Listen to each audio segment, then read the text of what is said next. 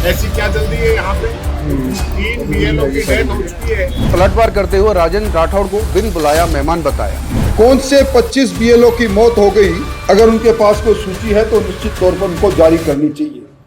नमस्कार। राजस्थान में एसआईआर अभियान अब मौत का अभियान बनता जा रहा है। धौलपुर में एक और बीएलओ अनुज गर्ग की कल देर रात सिस्टम ने जान ले ली। काम का दबाव और अधिकारियों की तानाशाही ने बीएलओ पर मानसिक दबाव बढ़ा दिया है, जिसके कारण बीएलओ की लगातार मौत हो रही है। परिजन चीख चीख कर कह रहे हैं एसआईआर के दबाव में रात 2-2 बजे तक काम करवाया जा रहा है और अधिकारियों के द्वारा धमकी भी दी जा रही है, जिस दबाव के चलते अनुज की तबीयत बिगड़ी और उनकी मौत हो गई। सवाल ये है कि कितने बीएलओ और मरेंगे, तब जागेगी भजनलाल सरकार। धौलपुर शहर के गौशाला सेक्टर में तैनात बीएलओ अनुज गर्ग शनिवार रात करीब 1 बजे मतदाता सूची के फॉर्म अपलोड कर रहे थे। अचानक चाय मांगी और चाय आने से पहले ही बेहोश होकर गिर पड़े। अस्पताल ले जाया गया तो डॉक्टरों ने मृत घोषित कर दिया।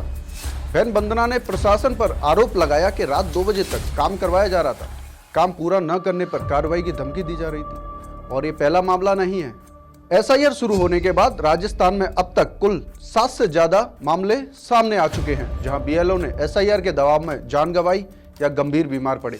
ऐसे ही कुछ नाम जिन्होंने सिस्टम के दबाव में जान दे दी। मुकेश जांगीड़, जिन्होंने 16 नवंबर को ट्रेन के आगे कूदकर सुसाइड कर लिया। हरिओम बैरवा, 19 नवंबर को तहसीलदार के फोन के 5 मिनट बाद ही हार्ट अटैक से उनकी मौत हो गई। बूंदी में कैलाश चंद, कोटा में रामेश्वर मीणा, जिनकी हार्ट अटैक से मौत हो गई। वहीं एसआईआर और बीएलओ की मौत को लेकर राजनीति गर्मा गई है। सत्ता पक्ष और विपक्ष में जुबानी जंग जारी है। पहला बार कांग्रेस की ओर से प्रदेश अध्यक्ष गोविंद सिंह डोटासरा ने किया, जहां उन्होंने एक्स प्लेटफॉर्म पर ट्वीट कर सरकार पर जोरदार हमला बोला।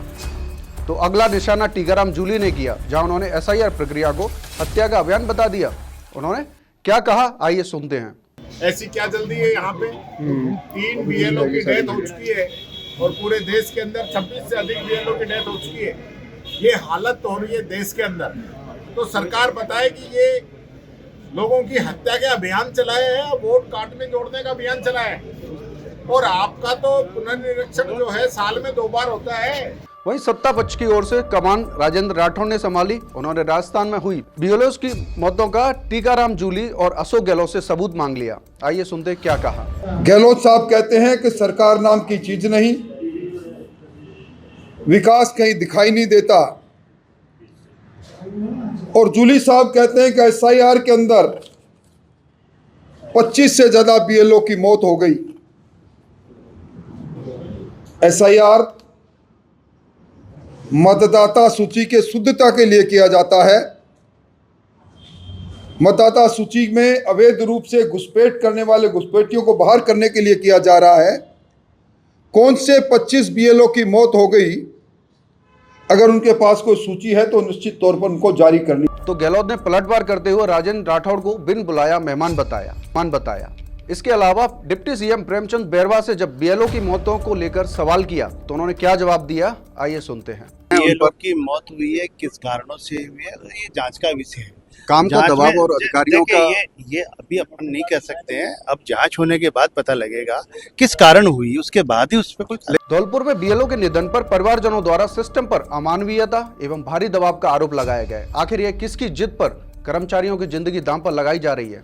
देश भर में एक के बाद एक मौतें पूरी एसआईआर प्रक्रिया की क्रूरता को उजागर करती है। राष्ट्रहित के नाम पर कितने और अनुज गर्ग मरेंगे? फिर से वही सवाल दोहरा रहे हैं। सरकार जवाब दे, बीएलओ इंसान है या सिर्फ टारगेट पूरा करने की मशीन? मैं राहुल टीसी शर्मा, देखते रहिए अपडेट इंडिया।